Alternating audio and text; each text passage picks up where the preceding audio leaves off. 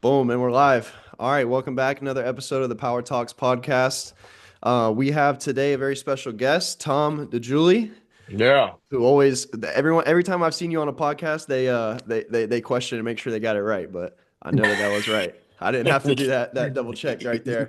You did your studies, my friend. Did my You studies. superb job. Yeah. Tom, the owner of the Strength Factory in Long Island, the premier unconventional training studio, winner of sandbag games, winner of landmine games, two times coming up, Yes, and sir. and natural strongman competitor and an unconventional training expert. I would say, welcome. Thank you, man. Thank you guys for having me. I really do appreciate it. It means a lot that you guys are giving me the platform to talk and to talk about life training and everything that comes with it. So thank you guys for having me. I really do appreciate it. Hey man, it's a pleasure. So right Pleasure. from the And get-go, I want to talk about mentality in the gym and what type of things do you think about before going into a training session and what kind of gets you fired up? So training has been an outlet for me for my basically like my whole life when it comes to mentality, emotions, and overall just staying calm within chaos. So training for all of us starts to be something to where we want to get in shape, we want big muscles, we want to impress our friends, we want to, just be an impressive person overall and being confident within ourselves. But then progressively, as life goes on and as you dive more into training, it starts to turn into something where it is therapy. Some people don't like saying that all training is therapy, but honestly, like it is. As trainers, I'm sure you've had therapy sessions with your clients. I'm sure, we've talked about stuff, they've talked about their stuff to us. And my mentality when going into a training session is just really thinking about why I started. Why did I start training in the first place? My story is that I was bullied as a kid when I went to elementary school and also a little bit into high school.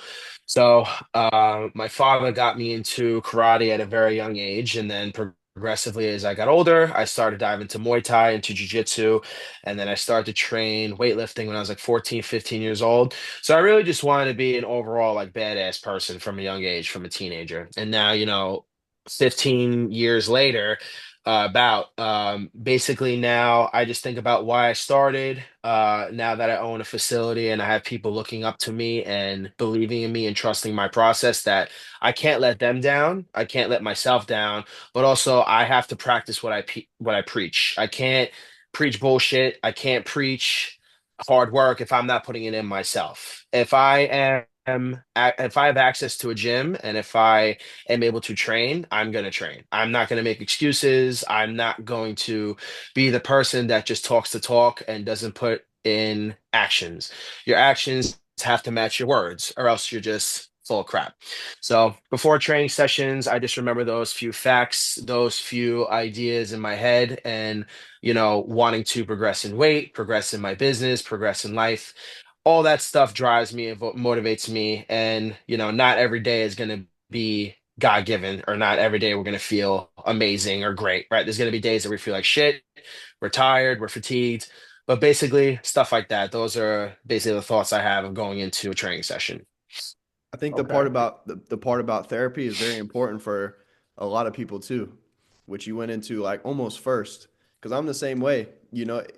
Forget about what your problems are, but if you're in the gym and especially if you're going as hard as you do or as hard as I do, say you're snatching what did you snatch today? I saw that as 132, which Yeah, is 60 crazy kilo. Yeah. for reps for reps. Like if you're snatching that, you can't, and the point is me saying that is you can't focus on anything else in life. You have to be fully locked in and Hmm. fully in the moment, and that's One that's thing. the therapy for a lot of people is just getting away because you can't be anywhere else when you're doing something that intense, even if it's not intense, but you can't be anywhere else. Hmm. And one thing I talk about a lot, so when I first started with the unconventional training, I was doing a lot of bodybuilding. I was an athlete my whole life. And the unconventional training allowed me to get out of my head. So at the time, I was going through a lot of things in my life. I was going through a bad breakup, just a lot of mental fatigue, a lot of just strain.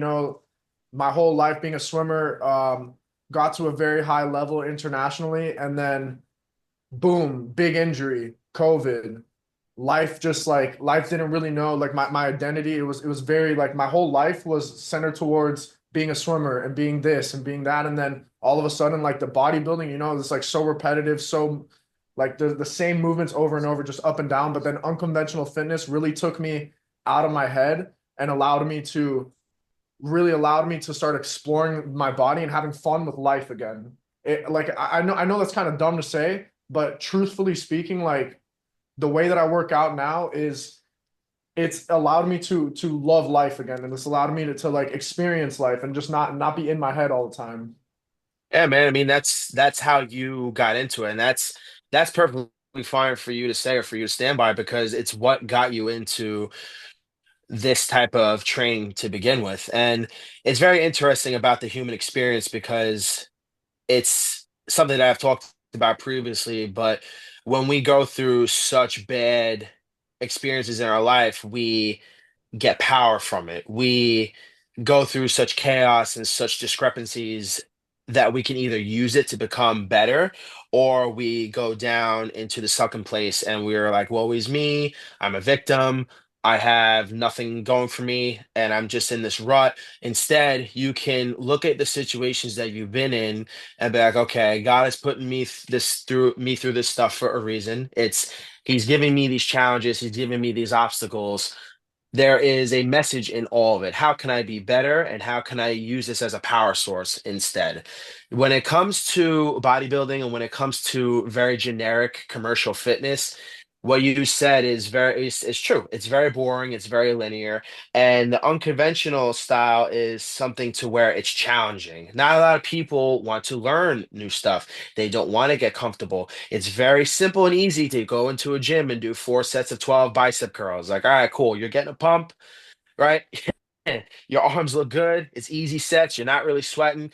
But to do a circuit of kettlebell snatches, the ski, the sandbags, the landmines, the bench press, all in one set, and to do it 4, 5, 6 more times over and over, it's very challenging mentally too. It's very draining. Even myself, like I have days where it is brutal and it's daunting, but that is what sets us apart from the masses in itself. So people need to ask themselves, okay, yeah, I've been through stuff. I've been through trials and tribulations in my life, but how can I use all of that as a power source? How can I learn from it all instead of thinking, okay, this all this shit is happening to me.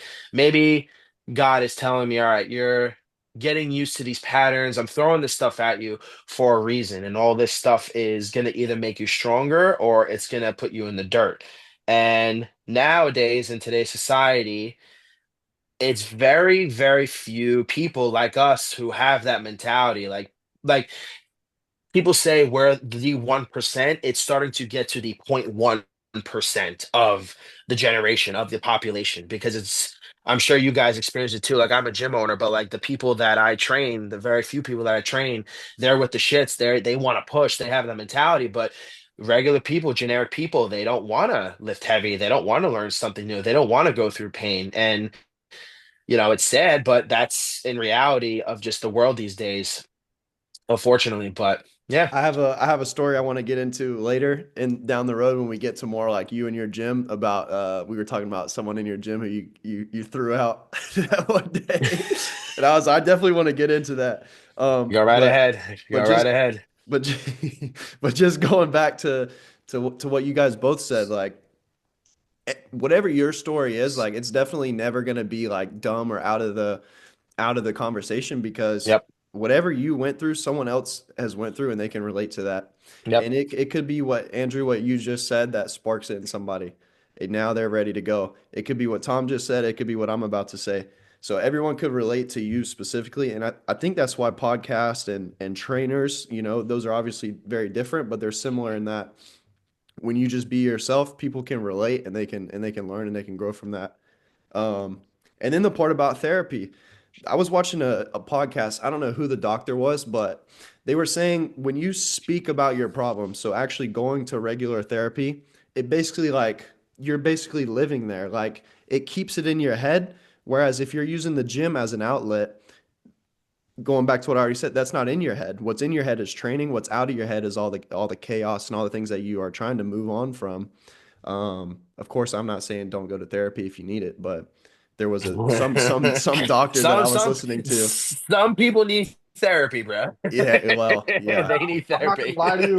I'm not gonna lie to you. Therapy has been very good for me, but it's just it's not about it's not necessarily about like the actual therapy being about my problems. It's more so allowing me to problem solve and learning the human emotion. So for example, I was somebody who anxiety, what the hell? That's like, look, excuse my French, but I was like, that's for bitches. Like, I was like, anxiety, like none of that shit's real. And then, you know what I mean? We have that athlete mentality. It's like all of our coaches tell us push, push, push. And so, like, I always thought that all those problems were fake. And then one of the things is I realized from therapy is that we all have these emotions for a reason. We all can use our anxiety. We could use Yes, our yeah. happiness. We could use our anger. We could use all of it. And I want to talk a little bit about the experience that I had taking your class at Belfast. So I've always had the experience of like being very happy in the gym, being very, how do I say it? Like none of this work was a bore to me. None of this work was like being like, oh, I have to be in the gym. Not every single day I was so happy to be there that it was like I couldn't feel any other emotion than like being elated. But something you said get pissed. You said get pissed. Yeah. And it was like, what it meant to me, it wasn't necessarily about getting mad about at anything, but it was conjuring up certain things to allow it to release. And it wasn't necessarily about me getting mad. It was just building up that energy that's inside because we all have little bullshit. We all have little things that tick us off. We all have little things that make that thing snap.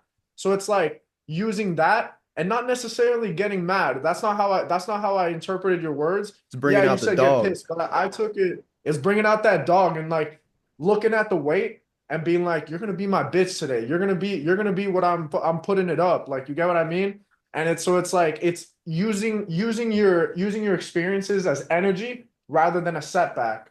And that's what therapy taught me too. And like that's why I appreciate coaches like you who don't just you're not just talking about the science. It's like, okay, use your glutes to do this, do that. It's like, nah, bro, like just put that shit up and make sure you're being safe with it. And like little things like that, bro. Like it really does. It's like Brett and I talked about this the other day. Like coaches, the language that they use is more important than like sometimes it's more important than the knowledge that they have. It's very true. It's very true. And what you said, what you just said before, like, we talk about form, we talk about moving very correctly, but at some point you have to be able to push and you have to be able to load, you have to be able to move weight. And it's true that your words have power. Words have a lot of power. Like self-talk, whether it's doubt or whether it's uplifting, or just what we say on Instagram, what we post, the words that we write. What Brett said is true. It can motivate people, it can intimidate people. So I've been saying that you're either a threat to people or you are either an inspiration. And both is great. Both is a really good thing. And what I say at my classes, what I say in my sessions, or what I say at the class at Belfast, it's like, yeah, get pissed. Like you're in your head or you are surrounded by weight that you've never touched before. And those self-made limitations, I question why. All right, you can snatch a 48. Okay, great. Why can't you snatch a 56? Why can't you snatch a 60? Why can't you snatch a 68? It's all fucking possible. I'm at a 68 snatch right now. Okay, why can't I snatch an 80? Like, why isn't that possible? Why can't I do that? And it's cool that you got that insight about me saying get pissed because yeah, you're right. It's not me saying, oh, get pissed at me or get pissed at whatever. It's just get angry, like get aggressive, get intense, like tap into a form of energy that you have not tapped into a while or at all. Some people do not understand that. Oh, Tom said get pissed. Yeah, get into a zone where you're going to be aggressive, you're going to be tenacious, you're going to have grit in what you're doing. In jiu-jitsu, like it's not just lifting weight. Somebody is trying to fuck you up. Somebody is trying to kill you. Somebody's trying to break your leg, choke you out, break your arm. Like you're not just gonna be there like a fish and be like, yeah, go ahead, break my arm. No, you're gonna get intense and you're gonna get defensive on it because that's what it is. Okay, you get tapped out, you died. Great. You're dead. That's it. Now you learn from it and you continuously progress until you are able to do the same thing. And at the end of the day, when it comes to our training, we need to ask ourselves, all right, if I am I plateauing? Yes. All right. Do I need to add more load or do I need to switch up my training? Do I need to kind of attack the blueprint a little bit differently? My clients with people that we coach or people that we lead, are they progressing in weight, in mentality, in emotion, in consistency, in discipline? Are they only training for a vacation? Are they only training for 6 months and crapping out every so often? Are they eating the foods that they need to eat? I need to work on my diet. That I can't talk about that because my diet is shit. Are they doing the proper habits? Are they practicing the proper techniques? All those things come into play, but the way I dive into stuff is keeping it very simple and less complex. My training style, lift heavy, lift often, is very apparent that you can do that every day because I do it. I love when certain coaches try to talk to me like, oh, you can't do that every day. You're going to get hurt. Motherfucker, I've gotten hurt. And guess what? I still show up the next day and I still rehab and I still move the way I'm supposed to move. If my back hurts, all right, I will press. If my shoulder hurts, okay, I will deadlift. Like any little discrepancy or any little obstacle that people face, you can't use that as a means to quit overall, all in general, you know? So attacking training and attacking life, and when it comes to our thoughts and what we are provided and how our emotions are, there's always a way around it. People just need to find that outlet and they need to find that energy source within themselves in order to continuously progress in what they are doing. When you think about those people that are projecting that onto you, it just goes back to the self-made limitations. Because and those self-made limitations, by the way, are outside of just the gym too. It could be in your life, business, relationships, Yep. whatever it is. I have a problem with putting out a program to the masses because I'm an overthinker, but that's a self-made limitation. I could put it out. It's going to be better than what someone else is going to put out, and that's just one example. Like those self-made limitations, whether it's in the gym, business, whatever, it's very real, and overcoming that is very important. I love what you said about progressing in more than just weight. When you're with your clients, they're progressing in their mental, they're progressing in life outside of the gym. It's very important, and those are two very big benefits that are coming out of your training, our training, um, anyone's training for that matter, whether it's unconventional or not. Put in the work in the gym, you're gonna overcome those self-made limitations, and you're gonna progress apart from just weight, muscle size, whatever your goal is. So for those people that are talking to you and they're saying that your training is going to get you hurt, you're going to hurt your back, it's not good, there's no science, it's terrible for you, they don't need to be doing this. What do you say to those people? Listen, man, at the end of the day, I am doing what others won't so that they can never get to where I am. And they know it because people who try to belittle what other people do is just showing that they are insecure. I have never, ever, ever like try to downgrade somebody because of what they do. You like to do kettlebell swings this way? Cool. That's fine. You're not getting hurt. That's awesome. You like to do sandbags this way? You like Olympic lifts over traditional kettlebell stuff? Like if you prefer barbell power cleans over a double bell clean, that's great.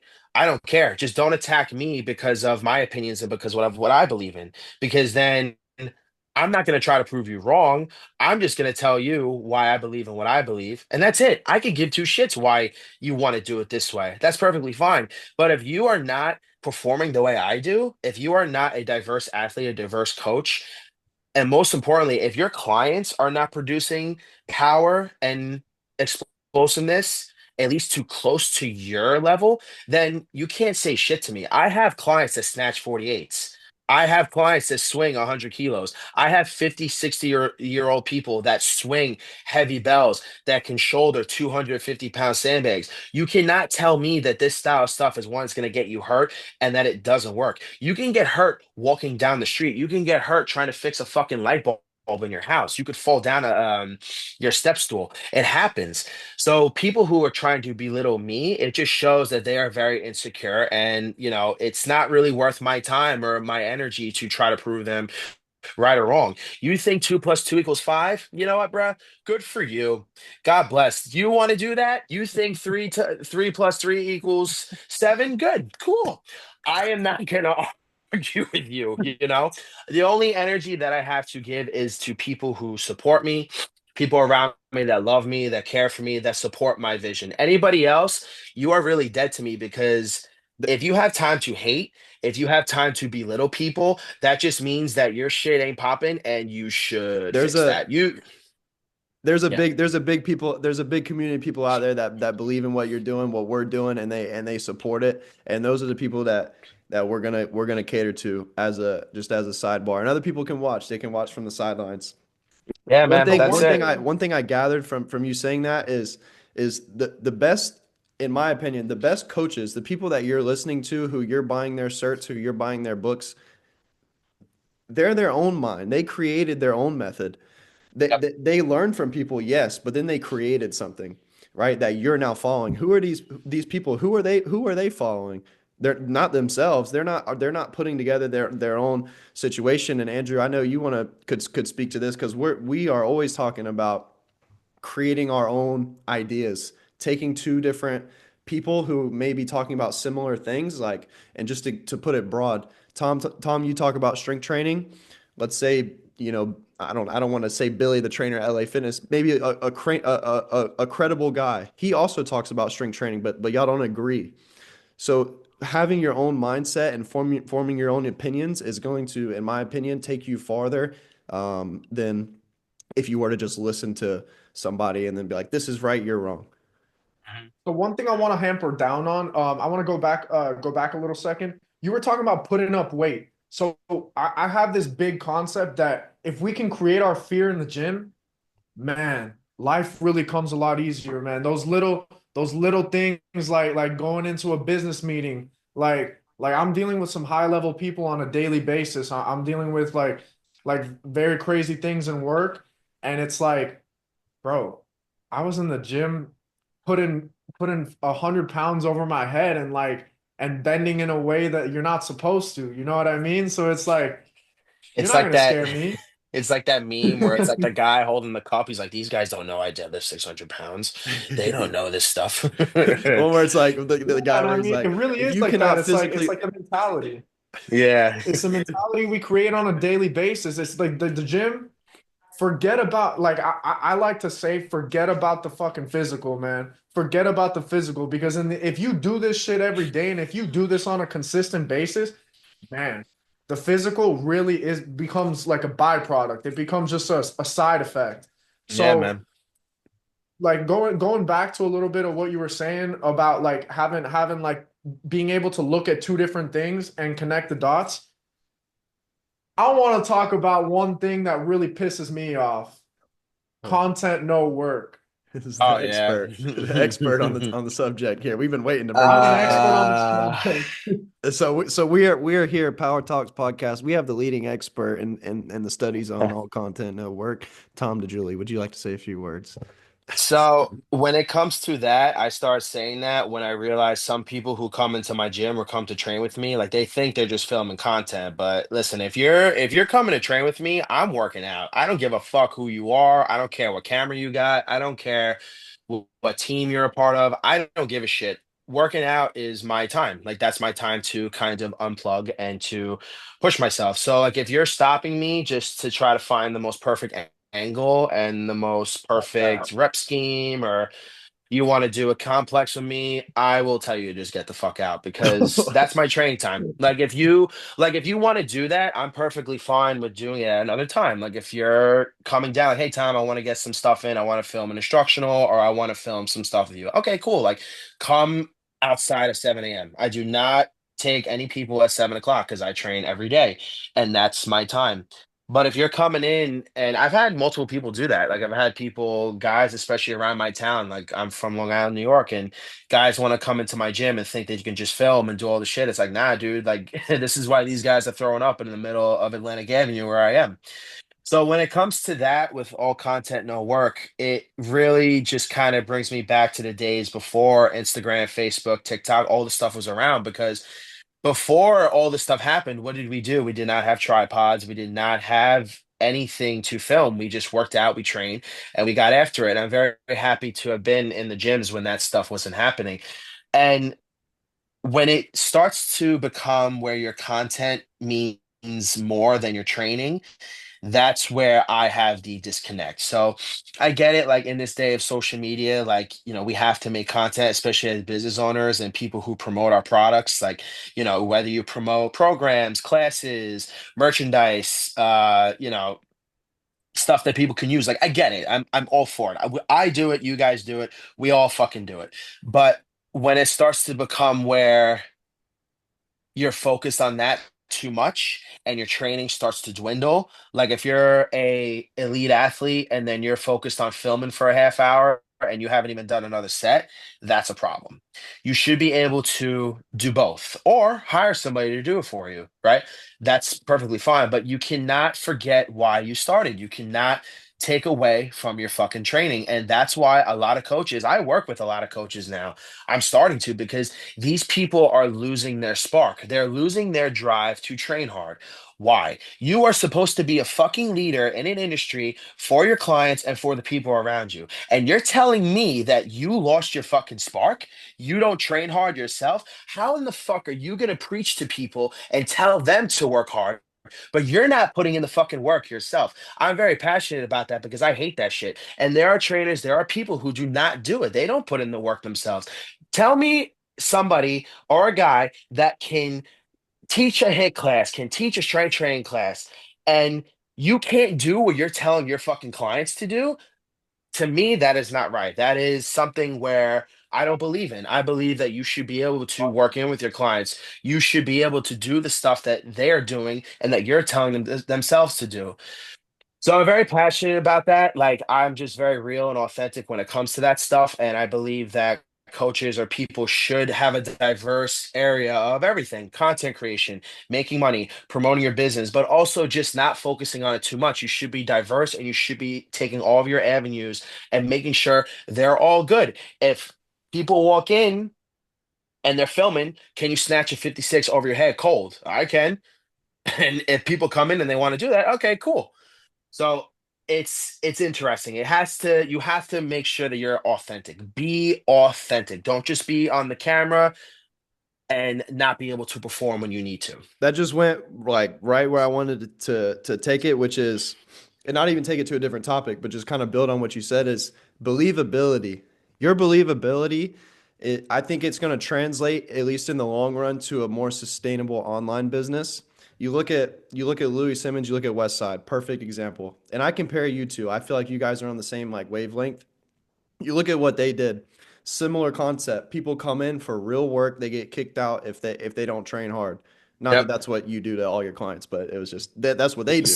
Some They of they they kick them them. out if they don't work hard. Well, and it's a different model, Look, right? But I'll show you where I'm going to take this. It's a different model at the West Side. You watch the videos, right? Like they didn't pay they Documentary, didn't yeah. they didn't pay Louis Simmons, right? They came in because he wanted world record holders. Yep. But with that being said, look at them now. Look at West Side now. How many programs, how many books, how many chains, bands, t-shirts do they sell because of their believability, because of what they put out? And if you're not actually doing the work, no one's going to believe you. I mean, what are you producing? You went into your clients, you're producing. You look at the numbers, you haven't stopped progressing. You haven't stopped producing. So that believability, putting in that work, I think it's essential. Especially, I mean, to a certain extent, right? Of course, we want to train forever. There's a lot of coaches out there that are very old, and but that believability is just, I think, very, very important. the one thing I Agreed. really want to I really want to hamper down on is the fact of the fact of focusing on the work rather than the filming. I came from a background where I was in the pool for 7 hours a day. You get what I Mm, mean? I was mm. in the pool for 7 hours a day. You think I could pull out a phone when I'm in the water fighting for air? Nope. Hell Trying to no. get that second breath, man. Like there's no way. There's no way that we were even thinking about filming. We were in that weight room. Man, we had the 12 a.m. sessions where we had the athletes gym open at all times. I'll pull in there Saturday night. I'm there with the football team. I was there having some fun. You get what I mean? It's just little things that our mentality is like. I know you have that mentality because it shows in the content. It shows that you're not overly focused on getting a perfect video, getting that perfect caption, getting Yeah. getting the amount of likes that someone else would want to get. It's just you're putting out your true self, and in the end of the day, that's what sells. That's what Yeah. sells is when people can relate to a person. They're not relating to a subject, they're relating to a person. And man, I have the utmost respect for that because I see it. You can see it. You know what I mean? Thank you, man. I appreciate it. And like when people film content, like what is the goal? Maturing in social media and in business is going to why you film to begin with. Why do we film content? So, why does a majority of people film content now, in my opinion? They think that likes are going to get them imaginary checks. So if you have if you have 200,000 followers, all right. Does that mean that you're going to have 200K in your bank? No.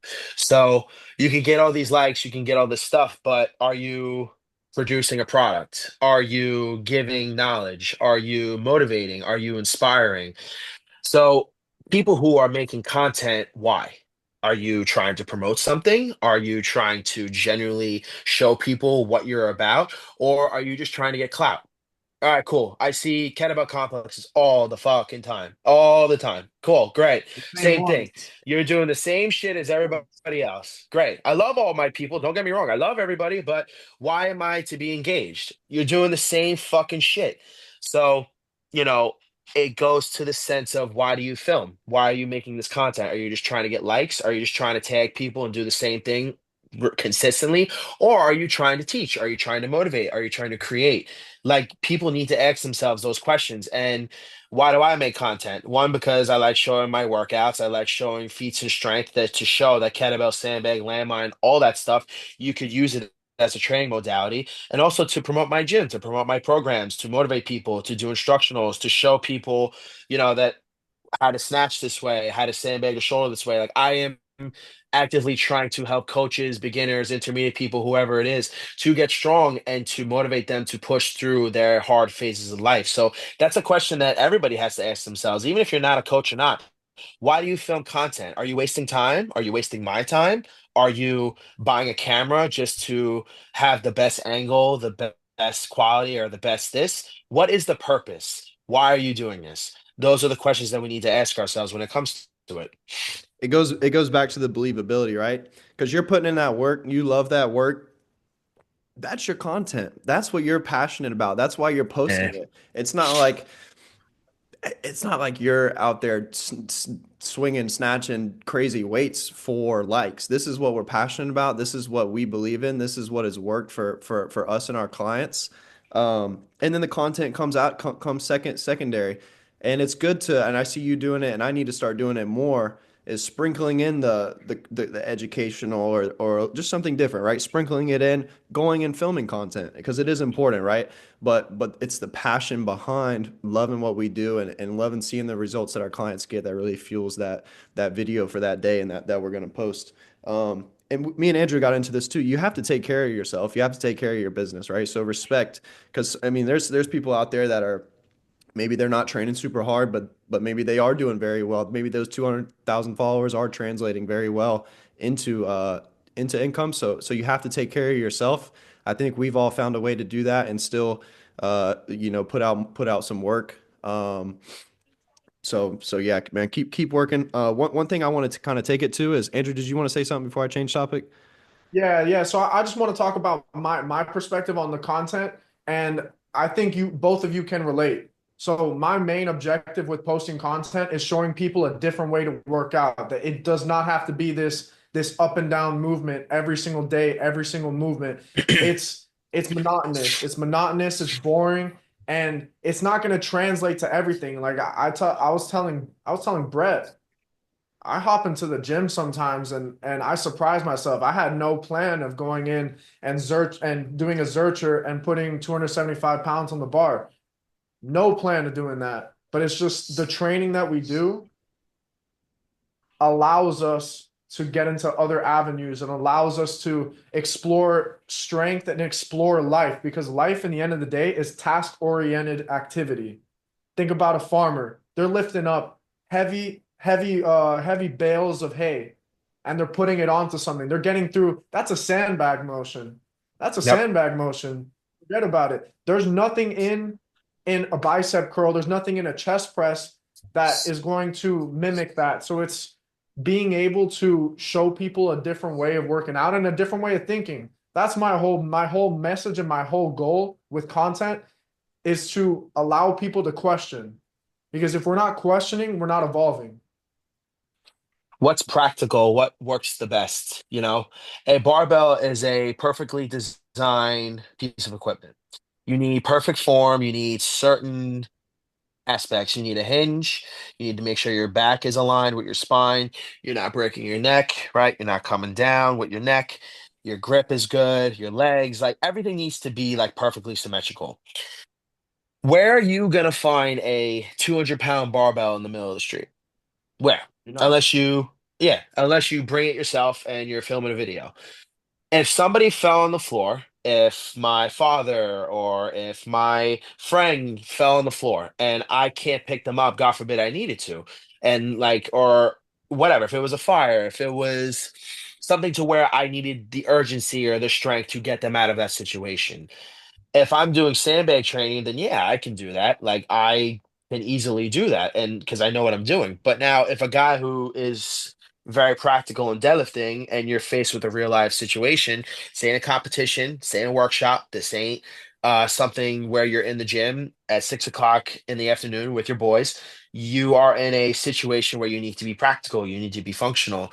And I've had discussions with guys on barbell training, and they try to tell me, oh, trap bar jumps or barbell power cleans are the best way to get strong. I'm like, all right, cool, dude. Like, you train athletes. It's great. It's awesome. But I train normal, everyday fucking people, dude, off the street. Like, I don't train multiple athletes. I would love to, but the way my gym is that, I appeal to everybody and I want everybody to come in my gym to get strong. So if, God forbid, somebody needs to run or they need to pick somebody up or be in a life-threatening situation and they're able to handle themselves or they're able to be physically fit enough to where they can, just get out of that situation, then that's perfect. But, it comes to the point of where, yeah, like we train coaches, we train athletes, but also what about just a regular average day person, is doing them just strictly barbell training, is that really going to help them in life or being practical? Most likely not. Yeah, they'll get in shape, they'll get strong-ish in a certain modality, but those are the questions that you need to ask. And especially in everyday gyms, like put a 200-pound sandbag in any commercial gym, LA Fitness, Export, Synergy, Planet Fitness. Them motherfuckers ain't picking that shit up. They ain't carrying that. They ain't throwing that thing. No. There's no way. There's no way. I don't care if you deadlift 600 pounds on a straight bar. There is no way that you are going to be able to lift that thing up 4 reps or even once and carry it for 20 feet. And that is the plot hole when it comes to regular commercial fitness that I and you guys are trying to break and trying to make people make them realize it. What I this had goes this discussion. Oh, go wait, go my, go my ahead. Go bad. ahead. Go ahead. I had And then this I'm gonna say something discussion. and then I'm gonna bring it somewhere else.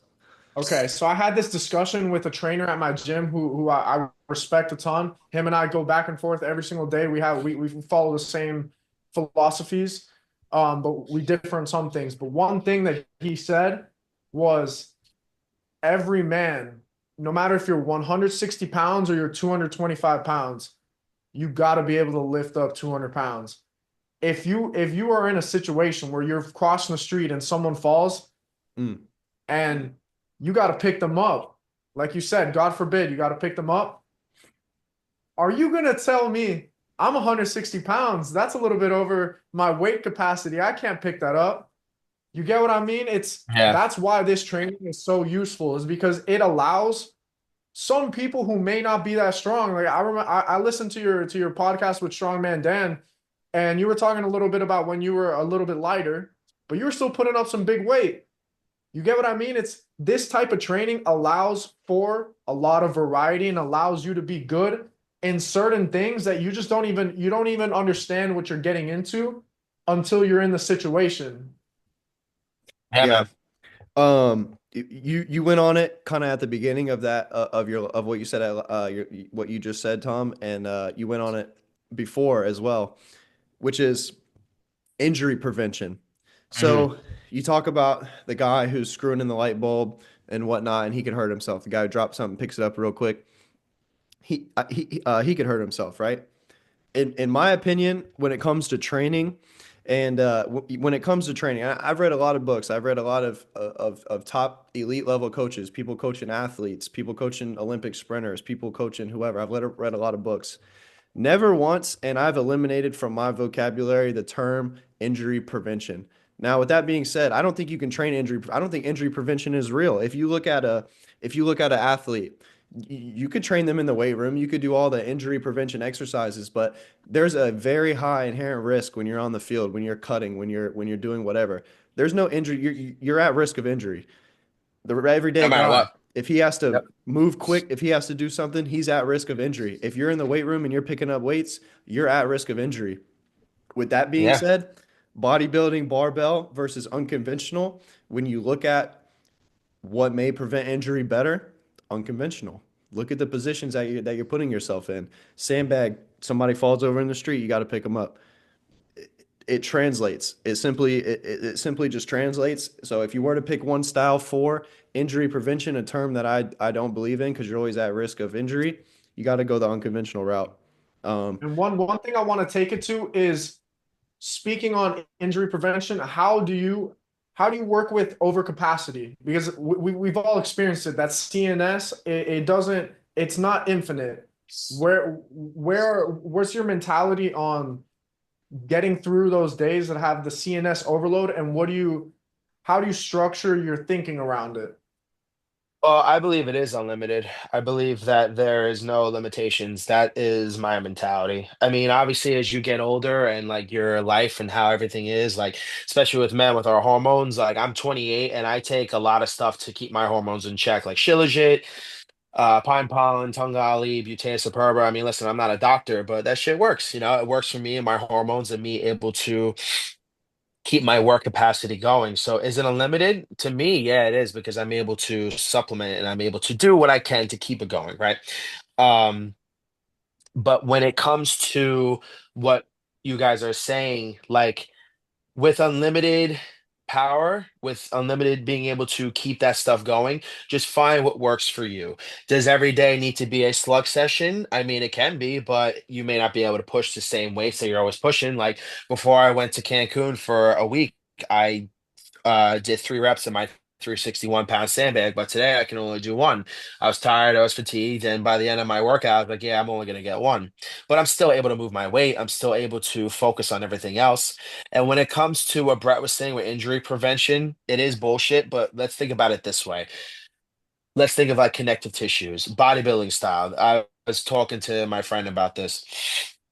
Bodybuilding style. Let's say you do bench squat, deadlift, bicep curls, and then you do kettlebell snatch, sandbag over shoulder, landmine clean, jerk, and club swings. Think of the unconventional as your spear, as your weapons. So, sword, spear, right? That is your explosives. That is your explosive power movements. And then the bodybuilding style stuff, that is your armor building. So, as we get older, also maturing in the gym, is realizing that bicep curls are for connective tissues. That's just to keep my fucking elbow healthy. mhm. Triceps, overhead, skull crushers, push downs. That's just to keep one, my elbows healthy. Leg extensions, hamstring curls. That is to keep my legs intact, my knees. It's not for aesthetics. It's for just overall stability overall, just keeping my joints and everything healthy. And then my main lifts, like my unconventional lifts, sandbag, all that stuff, that is my spear. Those are my explosive. That's my get after, my gritty type of shit. So there's ways to look at it, and if we really want to go into like a sense of where, with athletes, with people, then what is going to keep them most intact? How are they able to brace? Can they even brace? Do they even know what bracing is? Do they know how to fill their stomach up with air before a deadlift? Do they know how to hit a kettlebell snatch and to be able to brace and take that impact on the come up, right? We create kinetic energy. We create kinetic force through our hips. Our hands are guiding the bell, and then that kinetic energy has to go somewhere on a kettlebell snatch. If I'm snatching 150 fucking pounds, and if I am here, yeah, I could probably grind out the rep, but is my body and my connective tissues able to stabilize and able to do that? Or if I just have enough force and enough power and balance, am I able to get that kettlebell up and just completely snatch it overhead like that? Some days, yes, some days, no. So it comes to where sports performance, where, yeah, Brett is right. Injury prevention is like, what are you really going to fucking prevent in a football field when some guy's coming at you 25 miles an hour, sprinting at you Doesn't and exist. gonna, yeah, there's no way. Yeah, sure, hit me with your car. Then that's how I'm going to practice with somebody. You, you know what I mean? Like that, but that's what it is. So Brett is right. And there are ways to train ourselves and our clients to where we have to be able to brace. We are able to make our connective tissue strong. That's increasing load and increasing our body stimulus to handle those reps. And also our mental, keeping ourselves mentally in tune when we are doing a heavy set. I can't deadlift 700 pounds not in the mindset, because if I do, I'm going to herniate a disc and I'm going to be out for 6 months. Can't and do that. and for anyone watching, don't hear what I'm not saying. Don't hear what I'm not saying. The weight room is to prevent injury. But if your whole idea is this is injury prevention, Yeah, you're and you're right. You're telling your absolutely right. athletes that It's good the luck term good luck bulletproofing when they that get pisses me off. when good luck when they get ran into 25 miles an hour if they're a football player. Like you said, Yeah, you're right. they roll they hit a crack and then they roll their ankle. You can't train that. Yeah, you're absolutely Now, right. like I said, the weight room is to prevent injury. So when you're training in a way, you can prevent it. But I think you get the So, message at this point. And me and Andrew were just talking about this too. Andrew, I'm going to go somewhere, and and then you'll see where I'm going. But okay. we were just talking about bodybuilding, hypertrophy, and how it is essential to. You were talking about connective tissue. We were talking about putting on a little bit more size to get a little bit more stronger. But everything is essential. The hypertrophy is essential. The low rep is essential. Everything is essential. Nothing is 100% right. Nothing is 100% wrong relatively. There is some things, but you get the point there. Mhm. So where I wanted to take that is there's so many different things. There's the hypertrophy, there's the low rep, there's the repetition, there's the super high repetition, right? How do you manage your training load? So we know you have the landmine games coming up. You're in the gym every day. Of course, a lot of it is feel. I think the best coaches would all agree with that. Everything is feel. We got into linear periodization. Good luck with your linear periodization. Your 6 week bench press program when your shoulders are cooked and you can't bench that day. It's true. So how do you manage your training volume? So I basically have a 9 modality training thing that I follow in my head. One of them I haven't really been doing. That's the axle bar, but I have to go back into that. Basically, bench squat, deadlift, single, double bell complexes, steel club mace, landmine, the axle bar, and my accessories. So as long as I'm getting those 9 modalities in a week, then I'm good. My training cycle resets every Sunday. Every Sunday. If I miss a day or two, then Can you I say those should. nine again? I missed that. What did you So say you it's use? so it's bench, squat, deadlift, right? Single, double bell complexes, steel club mace, landmines. I did single double bell twice. Landmines, the axle bar, and then my accessories. I think that's 8 or 9. I think that's 8. It should be 9 or 8. Yeah. So those are my main style of what I Yeah, that do was and what nine. I follow. Yeah, no, yeah. So those are the main things that I follow week by week. So for the most part, I do hit them in every week. And then it will reset every Sunday. So I only bench once a week. I only squat once a week. A squat variation could Right. be box squat, barbell squat, could be belt squat, right? Um, if I'm doing deadlifts, lately I've been following 3 methods. I do 5x5 sumos with band tension, or I'll do 5 reps at the deficit bar, or I will go for a 1 rep max probably every 2, 3 weeks now on the rogue trap bar. So there's different ways to stimulate your body and your nervous system. Let's go with deadlifts. Sumo deadlifts, it's a different way of a stance, it's a different form of a stance, and you're adding band tension. So on the way up, there's more weight. On the way down, there's less. 1 rep max row trap bar. The trap bar is higher off the ground, more inches, and it's easier to pull. So that is good for a 1 rep max day. The deficit bar, I have the rep fitness one, the open ended trap bar. That is a way lower to the fucking ground. So me doing high reps on that at say 5 plates, it's hard. It's very, very difficult because those extra 5 to 6 inches, it makes a big difference. So for me to pull it off the ground, there's a lot more pull that needs to happen, a lot more distance to cover.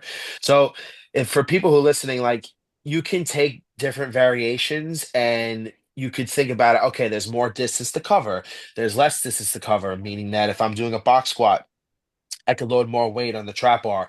Or if I'm using a bench block, you could do that for a 1 rep max day. If you could bench 315 for 1 rep with the bench block, you could put it like 2 or 3 boards. I actually learned this from Strongman Dan. You can add probably another 30, 40 pounds on that just to get your nervous system ready. And also just your head. It's like, all right, I got 3 plates and 15 pounds on the bar. All right, I still got to get into the mentality to even do that. So if I can create less distance to make myself ready for that heavy lift one day, then I can touch my chest without a bench block and I can get that rep up. So there's different ways to kind of trick your mind and your nervous system to lift heavier in that way. But those modalities is basically what I run week by week. So I really like what you said because that is right on the money with I obviously like you've got your Degiuli method, but this is essentially conjugate. The idea of switching up the Basically, yeah. modalities in order to not overdo one thing and to be able to adapt to become stronger rather than adapting to the exercise. And Yep. even if not done on purpose either, what you just said, 5x5 bands, that's dynamic effort. Yep. 1 rep max, that's max effort. Yep. Yep. Conjugate, boom. Yeah. And Louis West Simmons, Side. West Side, it's Yeah. fire. Of course, it's Yeah. not at the same time. It's different, and that goes back to what we always try to really drill into people with this podcast is you have to create your own methods. You have to learn and you have to see what works for you and your clientele and formulate, have a brain and formulate what works for you and your clients because there is no one answer. Think for And so one thing I yourself, want you know? Yeah. Get it, Andrew. Yeah, like get it. one thing I want to add is I haven't missed a day of training in 10 plus years, man. Like it's 7 days a week, every single day. And it's not because I'm trying to just get big. It's not because of any of that. It's because I've been able to diversify my training so much. Man, I could have my shoulders burnt, but I'm doing something else with the kettlebell. I'm doing something else with the barbell. Like there's days like this week, man, Tuesday, I really did not want to work out. Like there was everything in my body said, "Yo, you got a lot of shit to do today. Like let's not even do it." But guess what? I found there's different ways of doing it. I went into the gym. I hopped on the assault bike. I did that with front squat, or front rack lunges, and just a superset going back and forth. It's like there's so many ways to do things. There's so many variations to one single exercise that there's no reason, there's no excuse. There's no excuse for you to just miss a day because of being in pain, because of having an issue. There's ways to work around it, man. There's You ways to and build around it. what you just said, and you've said this before, is beautiful. It's the movement medicine. It's the movement medicine. It's the motion is the lotion. We're not telling you to go out there and trap bar deadlift 700 pounds every single day. If None you of the need to go out slightest. there and you need to play with the rope or you need to walk, that's okay. Of course, everyone has their inner drive. I know I do. I know Tom does. So we're gonna make sure that we do get in some different work, okay? But different work from us is different is okay, okay? And we're not telling you to do what we do. We're telling you it works, and if you're and we're open to training you. But you can go jump rope, you can go walk, you can go swim, you can go ride a bike, and it's better than sitting and doing nothing. Um, yeah, Tom. I always say that if a man with no legs and no arms can swim, then you can get off your ass and go to the fucking gym. 100%. How the hell are you gonna tell 100%. me? How the hell are you gonna tell me that, oh, my shoulder hurts, oh, my foot hurts, I stubbed my big toe, and then I see a video of literally a guy with no arms and no legs that he can swim. So I look at that, I'm just like, all right, if he can do that, I can do fucking anything because I have everything that I need. I have my own training facility. I have good people around me. I have my both my arms, my legs. I have my mentality. Like, how could I not use what I have or use my drive to become better or to become an elite level athlete, an elite level coach? Like life is very fragile, but like if I have the necessary means and stuff that I take for granted, life and just every day, and my limbs and my people and my gym and everything that I've built, how the fuck could I not push myself? How could I not be great? How could I not do my best and to push myself alongside my people and just preach a good message? Like, to me, like, people who squander their gifts or people who just make all these excuses, you're really not looking deeper into the picture. Like, there's a lot more to think about with not training, like, or not pushing yourself, especially when it comes to health, and especially just when it comes to life all around us, and just looking deep within yourself. There's a lot, like, people need to read within the lines. You need to read within the fine print. There is more to stuff that you need to look into when we are faced with everyday life. It's I want very to true. It's very apparent. I want to take this somewhere, but what you just said right there, there's a quote. I actually wrote it down because I figured it would come up during this podcast. So this is the quote, and you don't have to write it down. If you're watching at home, you could rewind, write it down, or type it out. Both of you, I think you would really appreciate this quote. So the quote goes, if one agrees that each individual possesses a finite capacity for achievement in any realm, if for no other reason than the brevity of life, then one must also agree that failure to achieve what is achievable in the context of that individual's aptitude and interest is a personal failure. 100%. And Like I people wanna don't I even wanna touch a try. little bit on what you said. Wait, my bad. So um I have a very, very big spirituality view on fitness and just life in general. My way of giving thanks for this life that I've been given, for this body that I've been given, for the abilities that I've been given, is by putting in the fucking work, man. Yep. There's no other way to say thanks. There's no other way, in my opinion, than improving myself in every single way that I possibly can. Because look at it, man. There's not that many things that you could do on a daily basis that are gonna improve yourself. We eat a burger. Are we improving ourselves? Probably not, but it's like I love burgers. each thing Hey, and that you burger. can Hey, man, do. that's full of protein, dog. I love burgers so Look, much. You just I'm a kind of that was burger a fiend. personal attack right there. You might not have realized it. No, no, no. I'm a burger fiend. Look, I'm gonna be honest here. I'm a burger fiend. I could eat like I'm a swimmer, bro. I used to work train 7 hours a day. You know the amount of calories we were putting in, man. So Michael it's like Phelps, Michael Phelps, the shit he was eating back then was crazy. I saw those diets and what he was eating. That's I was nuts. eating four pancakes, a 7 egg omelet, and I two believe burgers for it. breakfast. Yeah, dude. And two burgers. So it's like I'm not here to preach anything about diet, but it's how many things on a daily basis actually improve you. That's why it's so important to put the work in the gym and to put the work in the mindset because a lot of the things we do in our daily life, even if it's not intentional, it's setting us back. So the things that we can do to get forward and to show that appreciation and to improve ourselves, it's invaluable. Agreed. One place I wanted to go. There's a couple places I wanted to go, and I think we can kind of tie them in together. Is we all just spoke on how we'll move, we'll get it in, no matter what, no matter what we have access to, no matter where we are. Tom, you just went out. Where did you go? You went to Mexico or something? I saw. Mexico. Yes. Went to Yep. Cancun. Mexico. So two things, and I think you'll go here first. It'll be pretty quick, and then you could bring it into to a different aspect. When you were there, what was training like? Because we know you kept moving. You used what you had access to. So just touch on that, and then I want you to bring it to rather than like. Of course, training is going to come up, but bring it into your gym and the culture of your gym and how you've created that culture and how it affects you and your members. So basically, while I was away with my lady, we did get some training in. Me and Sam, we did work out, but we just used mainly kettlebells and we ran. So we did kettlebell flow, right? The heaviest one that they had was 40 pounds. So we did flow, that got us moving, that got us sweating, and then we basically just did what we could. We used some of the machines, we did dumbbells, we used the treadmills. So, we were on vacation, but we didn't work out every day. But, still what we both still wanted to get some movement in. We still wanted to move.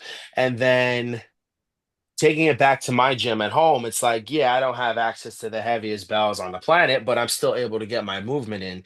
Like, it doesn't matter what you have access to. And like especially when I program for my clients or my online clients, like, some may have access to a full gym and some just cheap as fuck and they only have two 25-pound dumbbells and a jump rope. Okay, well, you're going to be doing bicep curls on a press for the rest of your life. Cool. All right. I mean, you're still making it work. You can still take two 25-pound dumbbells and do jump lunges, jump squats, hammer coda press, renegade rows, burpees, double unders, 1 minute jump rope. Like there's still so many options and avenues that you can do, whether if you can make them up on yourself by yourself, or if you need to hire somebody to help you get acquainted with that.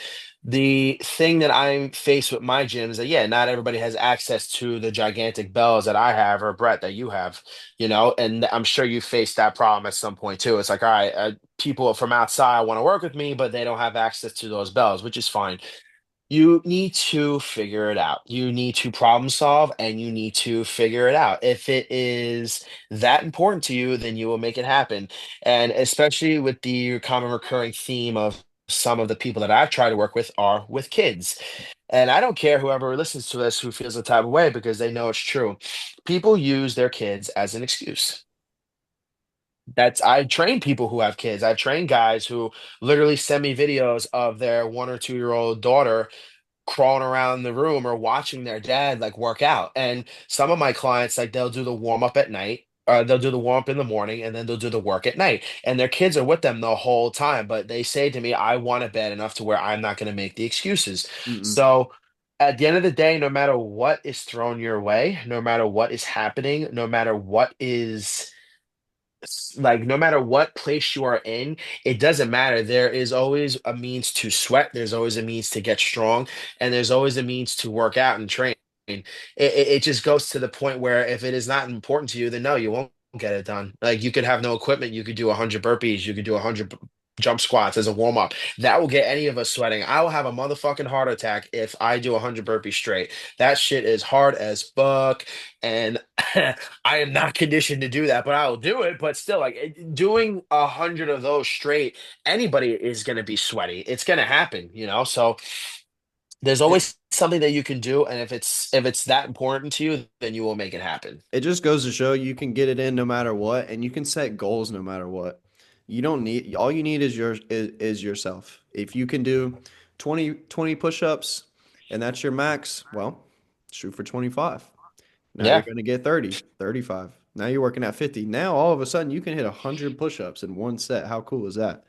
Um, yeah, man. it's amazing. In your gym, do you focus on of course it flows naturally, right? Because it's just who you are and the style of training. Like inside your four walls, not necessarily outside. Do you focus on creating a type of culture and keeping it? Mm. So it's very interesting with culture when it comes to, let's say, community. What I've dealt with and what I've experienced with people is that some people appreciate it and some people don't give a shit. So I'm all for creating culture, I'm all for creating community, but certain times it doesn't really I don't really look at it too much because I appeal to the people and I'll take care of the people that want to be a part of a community, that want to hang out, that want to chill and want to be around and want to do certain things. But if you're not really into it, then that's perfectly fine too. But the thing that pisses me off about people is that when they don't appreciate it, like they don't appreciate what I'm offering or what I'm providing, or they try to downgrade my price, or they just try to take advantage, and that's where I kick people the fuck out. And I don't want to deal with that. Your dollars aren't worth it to me. I'm sorry, your membership is not worth it to me. I don't give a fuck. I don't need your money. I don't need your time. I don't need your presence. If you stress me out, if you don't support me, if you don't appreciate me, then you can get the fuck out. I don't care. Like that's the beauty of being your own thing and being your own self. And you should not have those types of people around you. You should not have people who don't appreciate you. And that's just in life. That's just in relationships, in friendships, in everything. Like if people don't appreciate you, they are not, appreciative of your presence and what you provide as a person, not even could be a skill or money or whatever. If they are not appreciative of what you are as a person, then they don't deserve to be in your life. Period. Well, you look at what you just said, that is culture, and they certainly feel that, and that's why the people that train with you, And they love it. That's why they get so strong. That's why they progress. That's why they're such big fans. And I'm sure you have many clients who have never left. They're just there because they Yep. found what they needed. And I think that is the culture that you've created. Because from the outside, I can see it. Um, Thank Andrew. you, man. On top of the people that you're with on a daily basis, training in person, the people that you're inspiring online, that's a real thing, man. That's a real thing that you're creating. And I mean, it's a blessing to have the platform that we have. And not just about the followers, not just about the likes, not just about the comments. It's the ones that aren't commenting, the ones that aren't liking, but are seeing it. Hmm. And they're maybe thinking in their head, oh shit.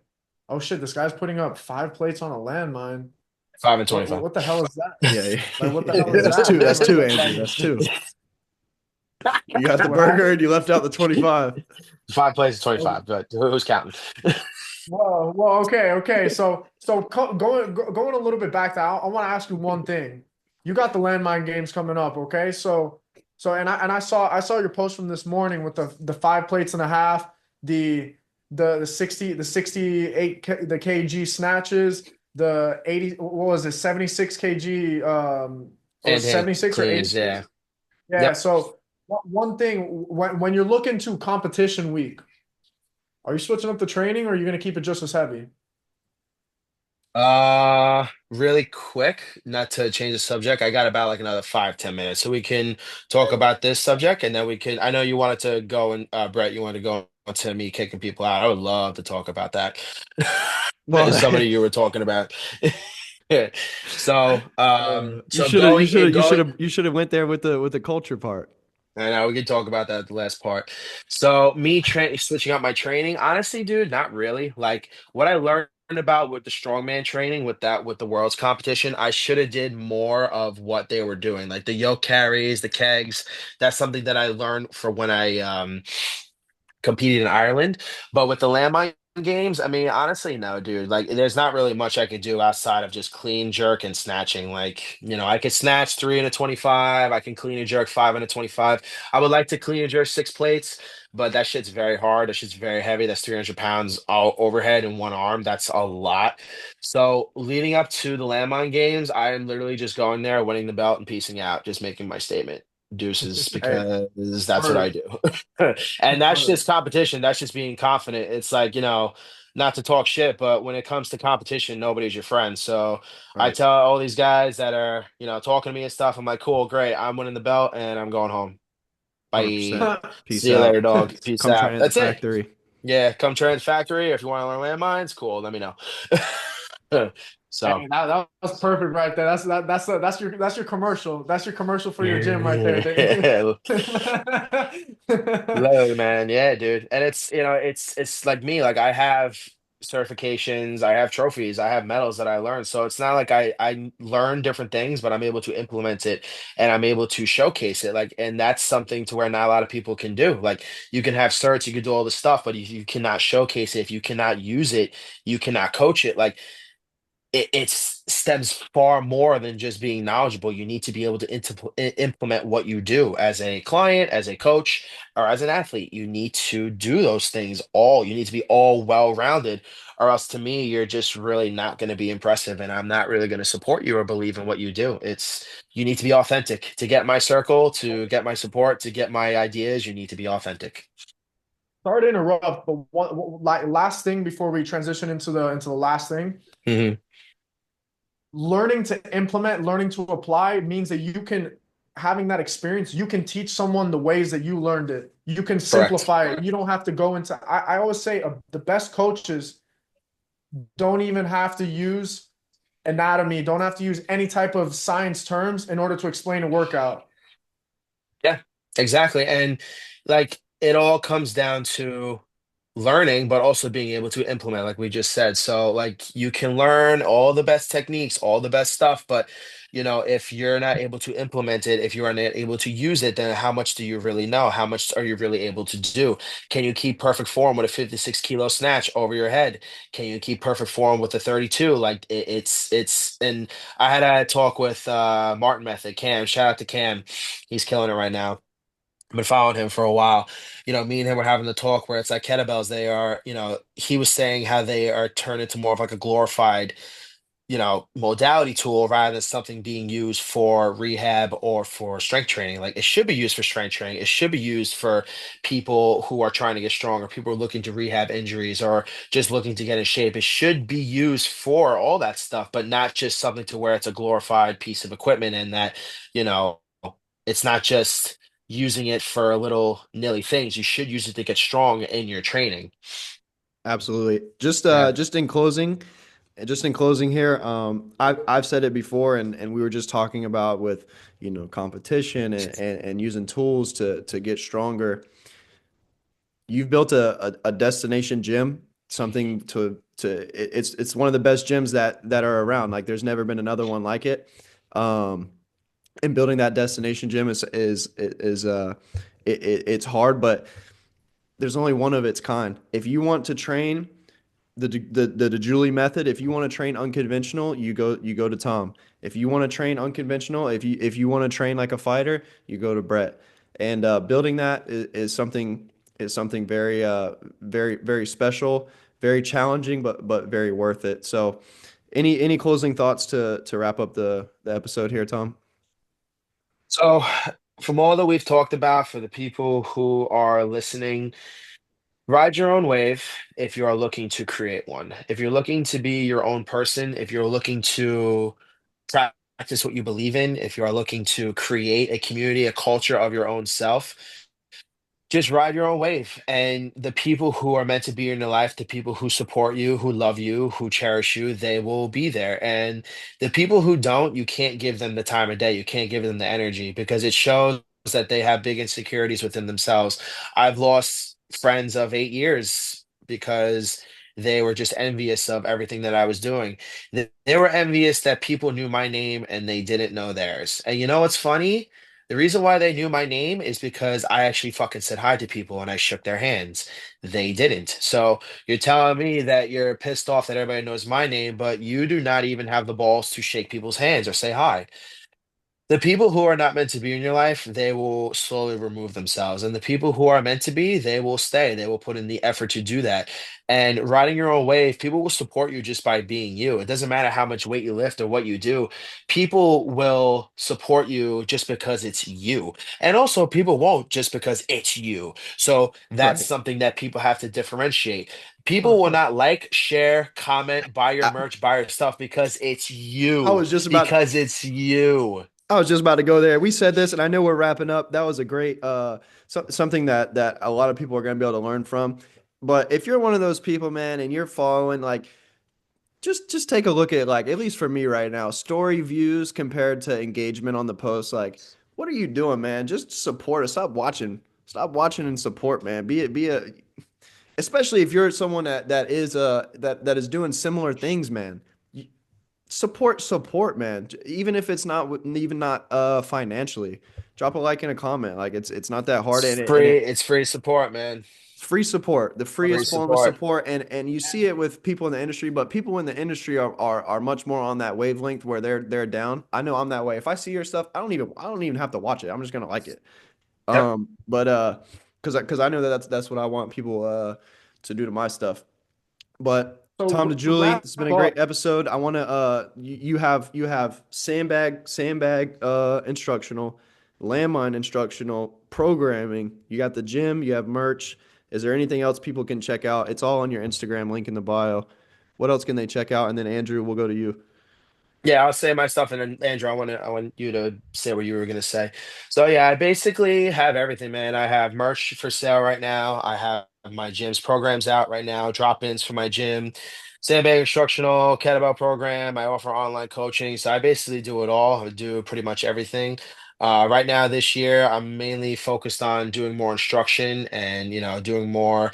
Basically, just more like putting myself out there when it comes to talking and to showing people the ways instead of just doing it and showing them that I'm just an animal. Everybody knows that at this point, but now it's just like showing people how they can do it as well and not just like them being intimidated or not being scared. So I do basically everything in person, merch, online, whatever you can call it. I'm one man show, I'm a one man army. me. I don't got no help right now for now, but that's when everything starts to get more bigger at a global scale. So yeah, man. So Andrew, I wanna hear what you were gonna say. Well, I was gonna say exactly what Brett was gonna say, but to close it out, where can we find you on Instagram? I know we're gonna have the link in the bio, but give the people a little taste of what your username is for the Instagrams, and Brett as well. And just want to close it out with that. Thank you so Cool. much for coming on. It was a great conversation, man. Thank you, man. Thank you guys for having me. I respect both of you guys. I appreciate it. My regular handle, my personal is Tom Degiuli, TomDegiuli, and then my gym is the dot Strength Factory. My personal is where I do all my online, and the gym is where I do all my drop-ins and programming for the gym. So if you want to tap in to online programming, or if you are in the area visiting New York, then you're more than welcome to come drop down the gym and get a training session in. Faux show. All right, bro. We Sounds good. appreciate it. This Brett, has where can we been. find you? Oh yeah, Brett Thiem on Instagram. It's pronounced theme, not anything else. BRETTTHIEM. All right, Not at Brett anything. Thiem. We we got that. We got that. That in common, don't we? All I right. love that. And It's not. to cap this out, you can find me at Andrew's Not Fit, not fit for life. All righty. It's been a pleasure, and we're gonna keep coming to you guys with these episodes. I thank everybody who's been here, anybody who's still on the pod. Man, you guys are legends. All right. Peace out, guys.